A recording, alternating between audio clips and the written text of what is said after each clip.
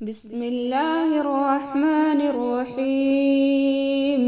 تبارك الذي بيده الملك وهو على كل شيء قدير، الذي خلق الموت والحياة ليبلوكم أيكم أحسن عملا وهو العزيز الغفور، الذي خلق 7 سماوات طباقا ما ترى في خلق الرحمن من تفاوت فارجع البصر هل ترى من فطور ثم ارجع البصر كرتين ينقلب إليك البصر خاسئا وهو حسير.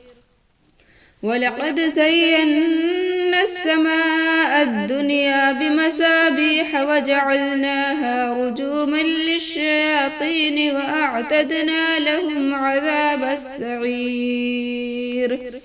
وللذين كفروا بربهم عذاب جهنم وبئس المصير. إذا ألقوا فيها سمعوا لها شهيقا وهي تفور تكاد تميز من الغيظ كلما ألقي فيها فوج سألهم خزنتها ألم يأتكم نذير؟ قالوا بلى قد جاءنا نذير فكذبنا وقلنا ما نزل الله من شيء إن أنتم إلا في ضلال كبير. وقالوا لو كنا نسمع أو نعقل ما كنا في أصحاب السعير فاعترفوا بذنبهم فسحقا لأصحاب السعير. إن الذين يخشون ربهم بالغيب لهم مغفرة وأجر كبير. وأسروا قولكم أو اجهروا به إنه عليم بذات الصدور. ألا يعلم من خلق وهو اللطيف الخبير. هو الذي جعل لكم الأرض ذلولا فامشوا في مناكبها وكلوا من رزقه وإليه النشور. أأمنتم من في السماء أن يخسف بكم الأرض فإذا هي تمور أم أمنتم من في السماء أن يرسل عليكم حاسبا فستعلمون كيف نذير. ولقد كذب الذين من قبلهم فكيف كان نكير. أولم يروا إلى الطير فوقهم صافات ويقبضن ما يمسكهن إلا الرحمن إنه بكل شيء بصير. أمن هذا الذي هو جند لكم ينصركم من دون الرحمن إن الكافرون إلا في غرور.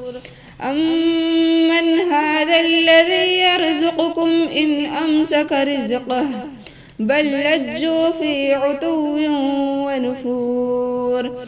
أفمن يمشي مكبا على وجهه أهدى أمن يمشي سويا على صراط مستقيم. قل هو الذي أنشأكم وجعل لكم السمع والأبصار والأفئدة قليلا ما تشكرون.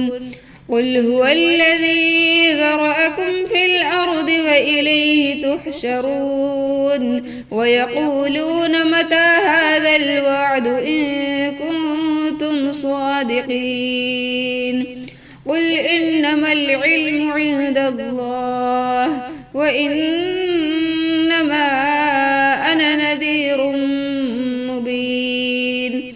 فلما رأوه زلفة سيئت وجوه الذين كفروا وقيل هذا الذي كنتم به تدعون قل أرأيتم إن أهلكني الله ومن معي أو رحمنا فمن يجير الكافرين من عذاب أليم قل هو الرحمن آمنا به وعليه توكلنا فستعلمون من هو في ضلال مبين قل أرأيتم إن أصبح ماؤكم غورا فمن يأتيكم